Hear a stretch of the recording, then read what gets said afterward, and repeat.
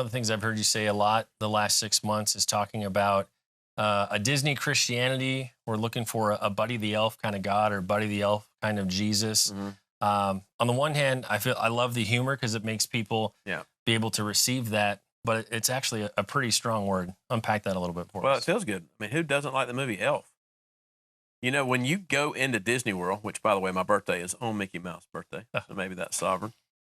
When you go into Disney World, they blow cinnamon into your face.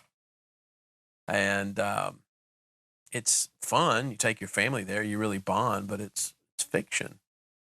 And if we're not careful, we will create an image of God and create a theology out of more of a therapeutic gospel than the true biblical gospel. So you got people like Bonhoeffer many years ago writing The Cost of Discipleship. You got people like Jim Elliot talking about I find my life when I lose my life. Eugene Peterson talking about the goal of the spiritual life is death. You read Luke 9:23. If anyone wants to be his disciple, let me deny myself, pick up my cross.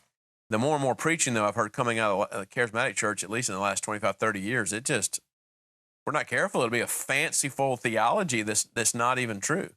And what's happened is sanctification has been taken out of the conversation.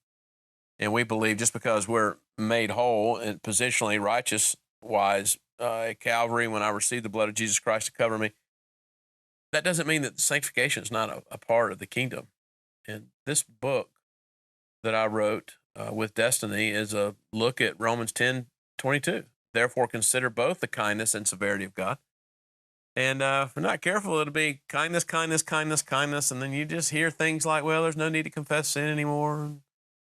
Well, you got to be careful, brother, because that's striving. And this book really takes a look at, has hyper grace infiltrated the church? Because I personally think we're about an inch from universalism. Downrange, what I see prophetically is there's no such thing as sin anymore. And the reason we've gotten here is the church has been really, really quiet. But when people like me, who even though I have a tender heart, when you start saying these things, people are like, oh, that's a little bit harsh. Read 1 Peter. There is such thing as new covenant judgment.